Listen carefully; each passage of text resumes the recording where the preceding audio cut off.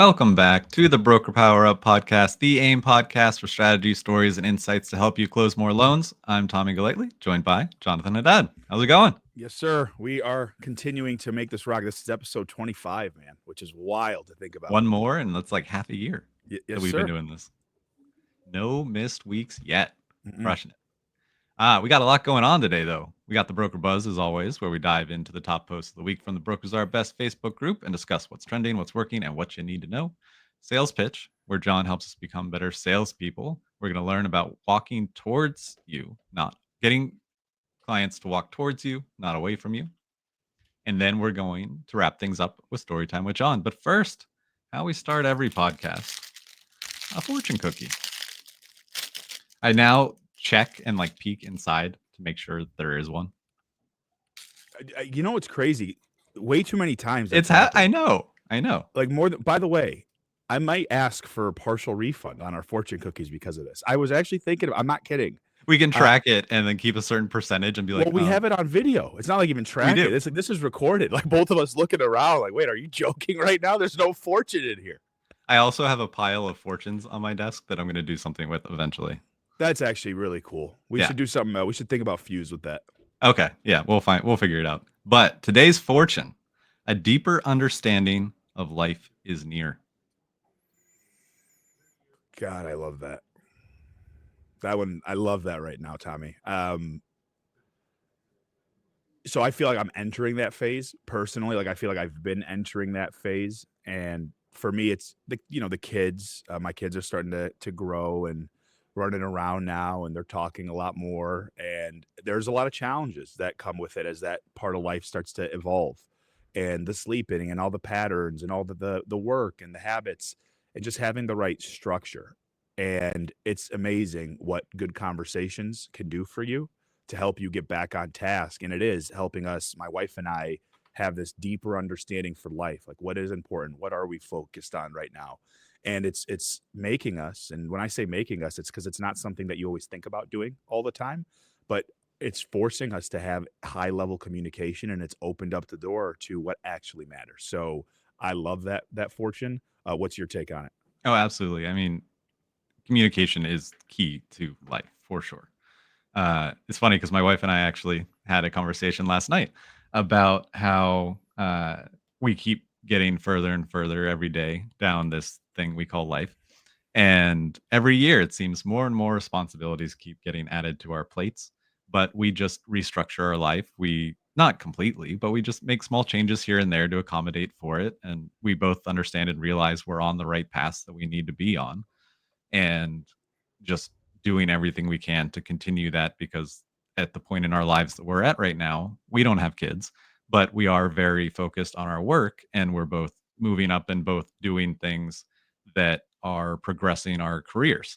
And so that's our main focus right now, as long as well as some family stuff that's going on that we've gained a deeper understanding on and are very happy to be almost on the other side of it. We are almost through, just one small thing left to do. Well, big thing, but not big for us to actually do.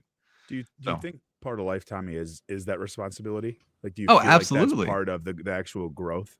Oh yeah, the growth me and too. the responsibility comes from other people expecting things of you, right? That's a form of responsibility, is just other people and their expectations of what you do on a daily, weekly basis. And yeah, and so I know this may get a little long, but I went and saw Superman while I was away last week, and there was a line in it, and I meant to look it up to get it exactly, and I don't want to spoil it, so I won't go quote for quote. But it's basically just a definition of being human and waking up not knowing exactly what you should do each day, but you put one foot in front of the other. You're gonna mess up, but it's how you handle those mess ups, it's how you handle those wins that make you human. And I don't know, that struck with me for sure. No, it is, and it hits hard, especially as you accept it too. I think the hardest part for people is the acceptance of it, Tommy, where it's like, and we all do it, by the way, right? We all do it where it's like, why is this happening to me? Why is this happening to me? And once you learn to change it to what you just said, where it's like, okay, 1 foot at a time, here we go. Hmm. We're going to step, we're going to break through, we're going to figure this out. And you just drop that victim mentality. And listen, I do say victim. Why? Why do I say victim, y'all? Because responsibility, think about it. Everybody has responsibility. Is it going to be different from person to person? Yes. Is it going to be fair? Is it going to be fair? Are we going to be even responsibility? No. No. What are you talking about right now? And guess what? Your great grandparents, guess what their responsibilities were? Way worse, way more difficult. I'm going deep into lineage right now, and I was talking to you about it. There's like articles of 14, 15-year olds who are coming to America by themselves to start a life at 14 or 15. You've read these stories. So responsibility is part of life. Don't ignore it, embrace it, accept it, learn how to navigate through it. So I know we spent time on this one, but I absolutely love that one. Yeah, no, absolutely. But let's get into the broker buzz with our first question this week. As an LO, what's your biggest bottleneck, time and energy consuming, in closing a loan? Or maybe your top 3 items that you'd want to get off your plate and use that time for more productive items. Okay, so I'm going to answer this question to you in two different umbrellas, okay? Or I should say two different trees. Same branch, they're going to branch off. So newer LOs, and the reason I say newer, so I work with a lot of them here at my company as well that you can see behind me. A lot of them don't have a tremendous amount of experience, and that's completely okay. So for newer LOs, what I see, because I work with them every single day and I talk to a lot of the new brokers in the space that come through, there's a couple of areas. Number one is analysis paralysis. So what I mean by that is we are trying to know like so much about the loan, right? We are trying to read all of the findings. We're running it through the automated system, and we're stopping ourselves from making the call to the client because we're just trying to make sure that we miss nothing. Let me just start by saying you're going to miss a lot, and it's okay. Do your due diligence, do your best. I'm not saying throw it against the wall and see if the loan works. I'm saying that there's nothing you can do up front to make sure that you've absolutely thought you've figured out everything. It's just not going to happen. Something's going to pop up. So the faster you learn to just let them pop up, the better it's going to be for you. Again, I'm not saying don't do your due diligence. I'm saying don't stop yourself from moving forward because you're trying to read and figure out every little detail of the loan. It doesn't work that way. Number two, for newer loan officers, taking too long to rip off band-aids. Good news and bad news need to travel at the same speed. That's just what it is. It's going to be difficult for you up front, very normal. It's difficult for almost everybody, every single time. But the faster you learn to embrace it is very important. Rip the band-aids off. Good news and bad news needs to travel at the same speed. If a loan's going to get denied, deny it. It is what it is. Just go. It's going to happen. You're not going to be perfect if you plan on making this a career, and that's okay. But don't wait. And then number three, for newer loan officers, control your emotions. It's hard because we are in commission sales. It's hard because you start at zero every month. It's hard because you might have a loan that's making you're putting food on your table for that month. It's hard. But the emotions are what will kill you in this industry. And what do I mean by that? It's your reputation. There's going to be bad. It just is what it is. There's going to be a lot of good, but the more you learn to understand that it's a year-long ride, it's not month by month, the better and easier it's going to get. And that will take you time. I know that's not something that happens. It took me probably 4 years to be upfront with you. But you have to be even keel. And even when you're talking to underwriters and they're ready to tell you they don't want to do this loan, that level of respect and the way you communicate is a very big deal. If you're trying to get them to change their mind about something when it comes to income because you believe the calculation's off, you being even keel is so important. So that's for newer loan officers. If you're an experienced LO, here's what we deal with. I still deal with this to this day. Number one, control freaks. We think that only us can get this loan to the closing table. I still think that on many occasions. The reality is I'm wrong. There's a lot of great companies out there. There's a lot of great processors out there. There's a lot of great loan officer assistants out there. You got to find somebody to help you and learn to let go of that control because it's not real.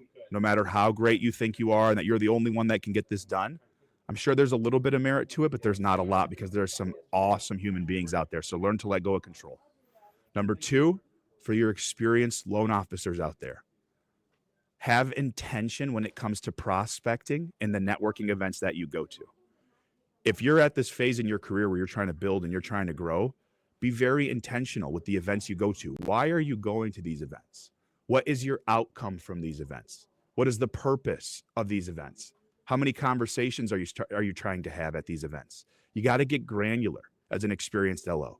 You have to get very granular. You already know how many credit pulls it takes for you to write a loan. You already know how many pre-approvals it takes. But how specific are you when it comes to the events that you're going to? Where are you allocating your time? And then number 3, for experienced LOs, look, a lot of us are in commission sales. We're all in commission sales. But starting your day and ending your day needs to be consistent across the board, day in and day out, for you to be the absolute most elite version of yourself. Yes, I'm talking about the time you go to bed. I'm talking about your morning routine. I'm talking about your lunch routine. I'm talking about when you prospect.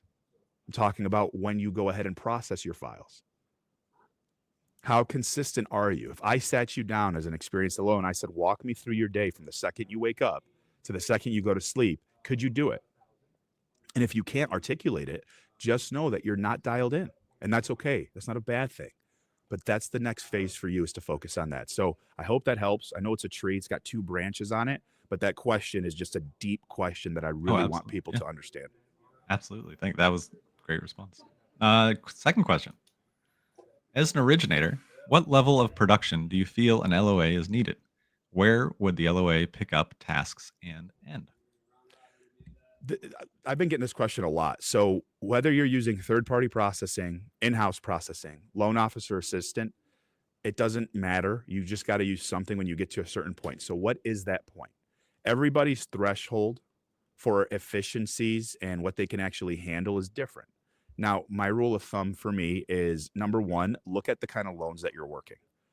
Are you dealing with conventional 20% down, grade A paper, high credit score, client W-2?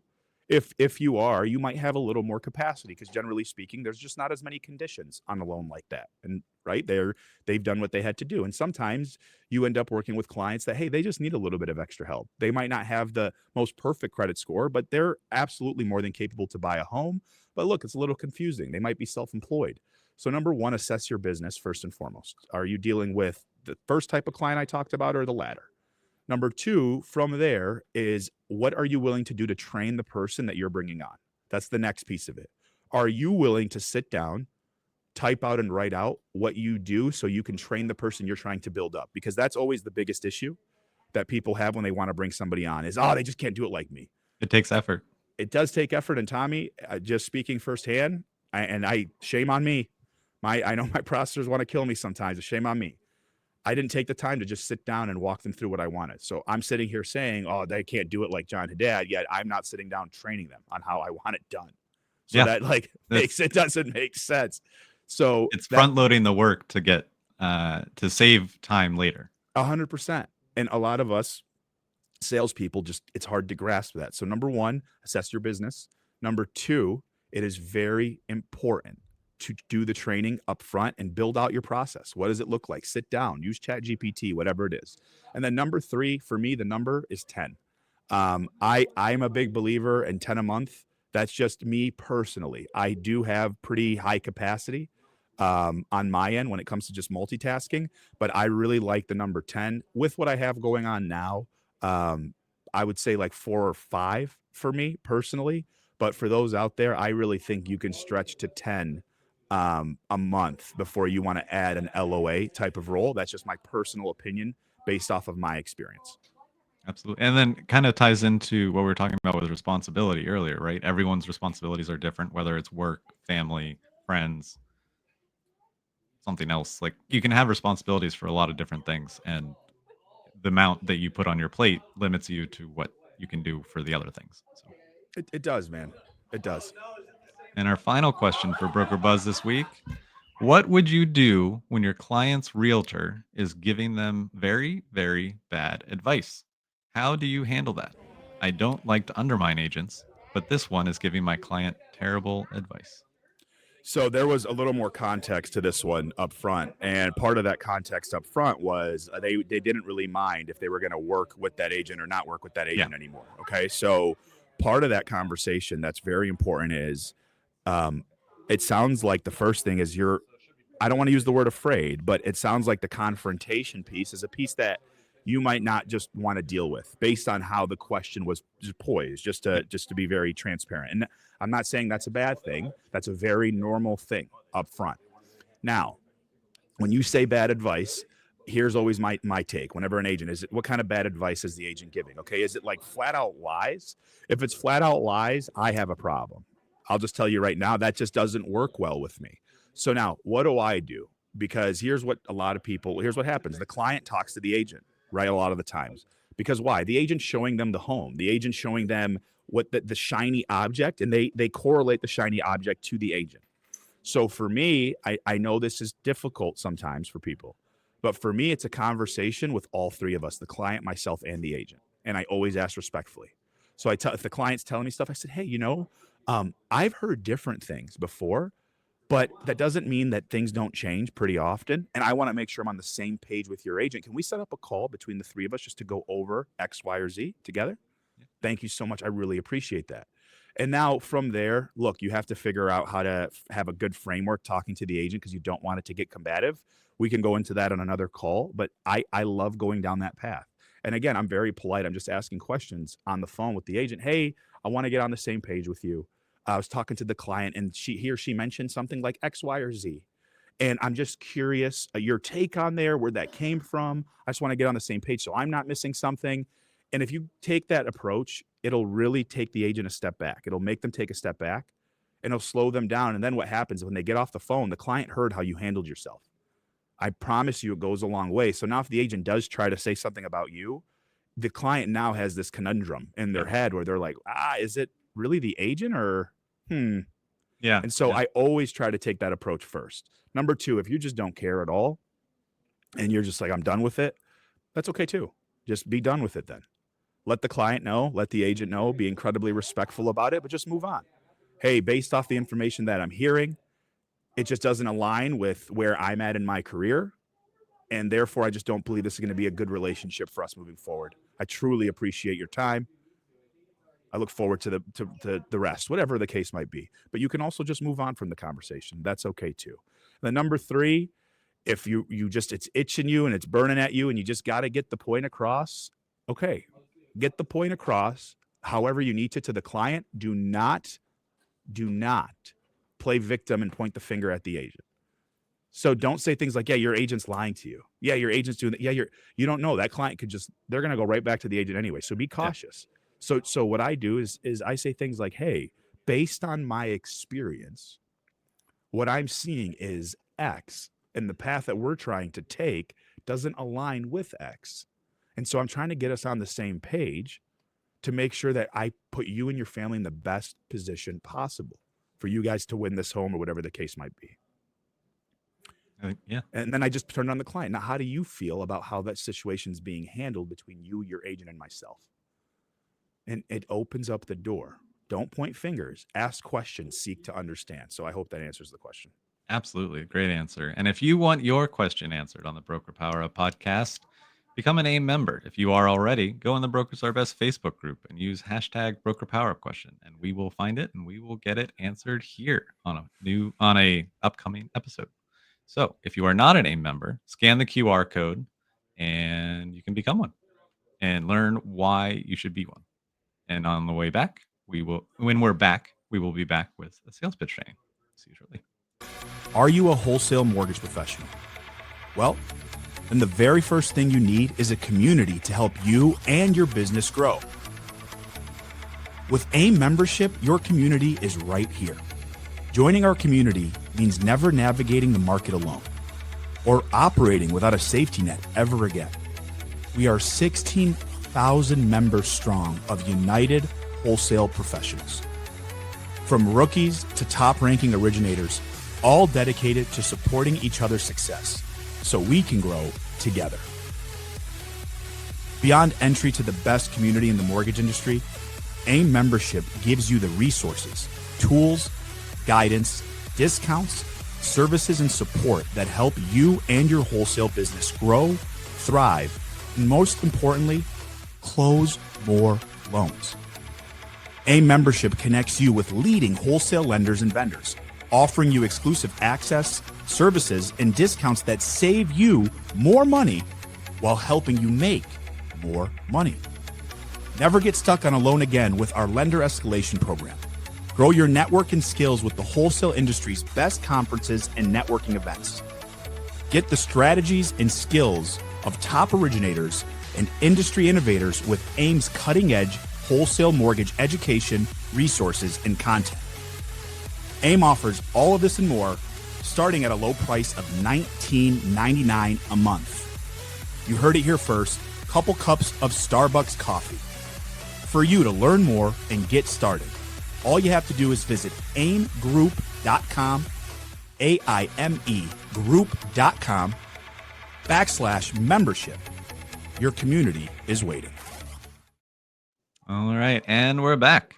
Time for some sales pitch training. John, what do you have? Yes, sir. So today, Tommy, it's about getting clients to walk towards you and not run away from you. And you can do this in all aspects of life. This is not just mortgage related. This is, I believe, is life related. And a lot of what I'm going to walk through today is all driven by psychology. It's all specific principles of psychology. So what do I mean by getting a client to walk towards you, not walk away from you? Okay, perfect example. Right now, there are some clients that might be calling that are trying to do a home equity line of credit. And maybe the home equity line of credit doesn't actually make a lot of sense for them for one reason or another. And it actually makes sense to give them a cash out refinance because of X, Y, or Z qualification, whatever the case might be. What a lot of people do is the client calls in for the home equity. They look at it and they realize home equity doesn't make sense. And they go, well, you can't do a home equity, but I can do a cash out. Would you like to look at that?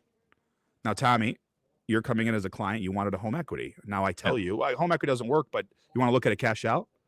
What happens to your brain? Why doesn't home equity work? Now, are you inching towards me, Tommy? Or look what you just did. Your face did. Away. Look what you just did. So it's basically like I asked, correct me if I'm wrong. I don't terribly know the difference between, I know the general idea between the two, but it's like I went to a place and was like, hey, can I have a chocolate milkshake? And you were like, hey, how about a vanilla milkshake? That's exactly, yes. No, that's actually a way better analogy. Okay? Yes, you're walking in and you go to the front of the register and you go to them, I want a chocolate milkshake. And they look at you and go, well, how about vanilla? Are you taking your wallet out of your pocket, Tom? Or are you going, wait, hold on a second. What just happened? I see a chocolate one on the I'm looking at it. So that's you walking away, right? And we do this a lot in sales. And a lot of the times we have clients walk away from us based on the way that we're pitching the deal. So there's multiple principles that you can lead with whenever it comes to trying to open up the conversation and get clients to walk towards you. So I'm going to give you some of those principles. There's many of them. I'm not going to go through all of them today, but I'm going to give you guys a couple. So principle number 1, curiosity over control. That's a huge principle that a lot of people miss out on, is curiosity over control. So instead of saying something like, can I show you options today? You would say something like, would it be helpful if I showed you a few ways families like yourself have saved money and paid off their home years earlier without spending more each month? Would you be interested in reviewing that? Yes. Now, what does that do for you, Tommy, with the way I ask those questions? It put it into perspective of what I may be looking for anyways, just in a different way of it reaches the same goal that I'm looking for in that chocolate milkshake, but it's just a different path, I guess. It is. And again, it's all about the principle. So principle 1 is curiosity over control. Principle number 2, invite reflection.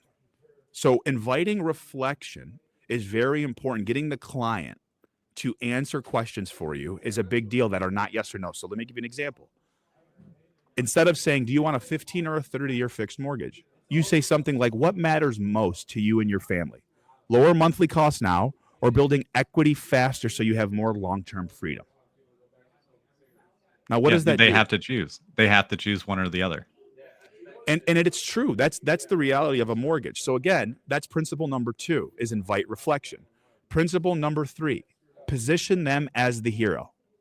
So instead of saying this program is perfect for you, you guys are going to love it, ask this instead. If you could write the perfect ending to this story, your home, your finances, your peace of mind, what does that look like in 5 years? And would you like help getting there faster? Yeah. No, that frames it a lot better. And Tommy,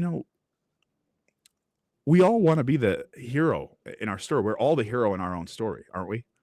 Main And there's character nothing syndrome. wrong Yeah. with that. Yeah. And so for me, it's like you're helping build on that. I'm just asking deeper questions, stuff that clients might not always be thinking about. And it's very important that we get them to think that way. So that's principle number 3 is position them as the hero. Principle number 4, focus on outcomes, not products. Outcomes, not products. So instead of saying this refinance will save you $30,000, you say something like, if you could redirect $30,000 over the next 10 years towards your kid's future or your retirement, what would that mean for you and your peace of mind? It would be a lot more peaceful. And look, that's the reality of it too. That is what it impacts. People don't think about all the little stuff that it impacts. No. It's our job to help them think of it. All right. The next principle, speak to the emotions, not the mechanics. And like we talked about, you justify with the logic after all of it. So instead of saying something like, let me walk you through the loan options. When you think about the next chapter of your home, what's keeping you up at night financially? Walk me through what's going on. And then I help break it down, and I help break down the logic for everybody. And then the last principle I'm going to share with you today, okay? Get permission instead of pushing. Get permission instead of pushing. This is a huge principle that a lot of salespeople miss out on. Instead of saying you need to lock this in before rates go up, would it be okay if I showed you a way to protect yourself from rising rates without rushing into anything? Yeah. Yeah. Framed completely different. It's so different. And there's about 6 more principles, Tommy, that we can go through. I just want to share those because those are the main big ones right now. But focus on getting clients to walk towards you. The way you ask questions matter. You don't want clients walking away. And it's just like the analogy we talked about. Thank you, Tommy, for giving a great one. You're walking in to get a milkshake and you ask them for a chocolate milkshake and they look at you and say, oh, well, we're not going to do that. We'll do vanilla. You're turning around and walking out the store. I want you to walk closer towards me. I want you to walk closer and closer and closer. It's not about getting the deal on the first call. It's about building a relationship, and that takes time. So I appreciate you all. I hope you guys enjoyed that sales tip, but principles do matter, and those are some big ones that you can apply to just not your sales business, but your overall life. And if you want more strategies to apply and learn them in person, you can meet us in Nashville in October and Fuse. And it's going to be super exciting. This episode comes out on Monday. If you are watching it live, stick around on our socials around in the late afternoon. There's going to be a super exciting Fuse video that comes out, and I think it will put things into perspective of what you might miss out on if you are not there. So scan the QR code. If you are an AIME annual member, claim your ticket. If you are not, get one, and we will see you in October. And on the other side of this, we will have story time with John. Fuse is just around the corner, believe it or not, another year down. And we are excited for the largest event of the entire wholesale mortgage industry. Fuse National Conference 2025 is taking its show on the road. Now emanating from Nashville, Tennessee, from October 23rd through the 25th. This event is all about sales, sales, sales. Don't miss the chance to join us in Music City for 3 days full of the most cutting-edge content we've ever produced, featuring the industry's top minds, leaders, and innovators. Access the newest tools and resources from wholesale leading lenders and vendors. Take part in our acclaimed workshop summits for free. Catch wholesale's rising stars in their very own breakout sessions. And of course, take part in the best and, quite frankly, the most fun networking opportunities you'll find in the wholesale channel. Join us to grow your network, your skill set, and your business at what will no doubt be the greatest Fuse conference yet. Go to fuse.aimegroup.com to sign up and receive updates when tickets go on sale.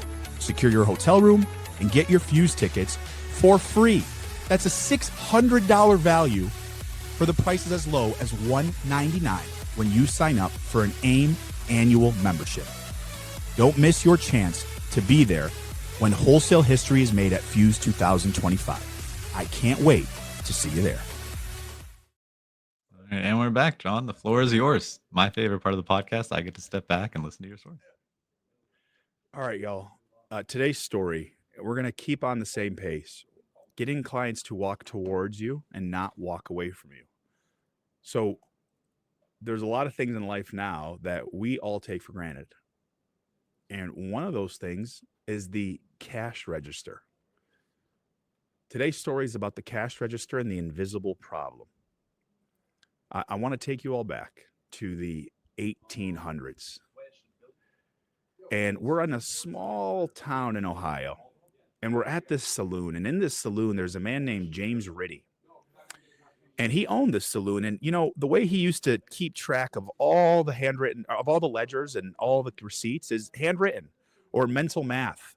And that's how they tracked sales. And so he realized that he was losing money. Believe it or not, people were stealing because mental math and just the handwritten ledgers, it's really easy to not take account for everything. And he had a hunch that he was losing money. So James Ritty invented the first ever mechanical cash register in 1879. And the reason he invented it was to stop employee theft. Now, you would think that right after that, the cash register exploded, and actually it didn't. It didn't explode right after that. It actually took roughly 5 years. And the reason it took 5 years is because there was another man that came along named John H. Patterson. And he actually bought the patent from Mr. James Ritty, the saloon owner in Ohio that was trying to fix the employee theft problem. And as John Patterson bought the patent for this, he started the National Cash Registry Company, the NCR, in 1884. And that's when sales finally exploded. And you would think that when the first guy did it, it was ready to go. It was ready to take off. Wow, what a problem we're solving. We're going to stop theft. But even something as powerful as the cash register, something we take for granted today, took some time to get off the ground. So what happened? So you see, when John Patterson bought the patent and formed the company in 1884, he started going into shops one after another. And he started selling an invisible cost. And here's what he did. This is a true story. So instead of walking in and telling people that this machine is going to cost them $100, or you'll need to train your staff to use the complicated looking machine, the complicated contraption, we're talking about mechanical in the late 1800s. See, Patterson flipped the script completely on everybody. He started to walk into these stores and he'd say things like, would you like to see how much money you didn't make last month? Those were the questions that he would ask. I don't know about you, but that would frustrate me if someone walked in and say, would you like to see how much money you didn't make last month? He would then demonstrate using examples from the owner's own ledger. And he'd grab their handwritten ledgers and he'd show them how errors, forgotten entries, and employee theft added up to more than the cost of the machine. And he went through it line by line. But he didn't start the conversation with, this is going to cost you $100. The owners wouldn't have just handed over the ledgers for him to show them the proof that they're losing money. And he was often quoted saying things like, a cash register is not a cost. It's the first employee you hire who never steals, never forgets, and always tells the truth. I got goosebumps. Think about how that felt. It's the first employee that never lies, that always tells the truth. And as a result, Patterson grew his company into one of the most successful sales organizations of its time. He trained his reps in value-based selling long before it was even a term, long before it was a thing, as opposed to just walking in and talking about the $100 that it was going to cost. Even the cash register, something that changed the world and shaped it as we know it today. Some of the earliest accounting work for businesses. Even that took 5 years to get off the ground. And it wasn't because it wasn't a great product. It was because it took somebody to come around and learn how to ask the right questions to get people to want interest in reviewing and looking at it. So I ask you, how interesting are your questions? Or do you think people should just buy from you because you have a good product? That's up to you to figure out. I would say we're all learning. I know I am. And I'm continuing my journey on asking better questions and getting clients to walk closer and closer to me. We're talking about the cash register.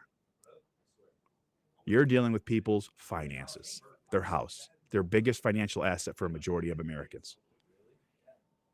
How important are those questions for an asset that large? I appreciate you all, my friends. That is the story of the cash register and the invisible sale. Take care until next time. Awesome. I love that. And one thing I pulled from that is if you're not in charge of the company, if you are an employee, be the cash register. Mm, Be the cash oh man, register, and it'll pay dividends. It will just be that for your boss, and it will be rewarded. you're the man. Thank you, Absolutely. Tommy. Of course. Thank you for the great story. Mm-hmm. And thank you, listeners, for tuning in to this week's episode of the Broker Power Up podcast. If you found today's tips helpful, do us a favor. Hit the like button to let us know you enjoyed it, which helps even more people see this content. Subscribe to our YouTube channel. Ring the bell to get notified every time we drop new content. Share this video with a fellow broker who could use a power up. And remember to lead by example, lift each other up, grow together, and most importantly, close more loans. Until next time, keep powering up.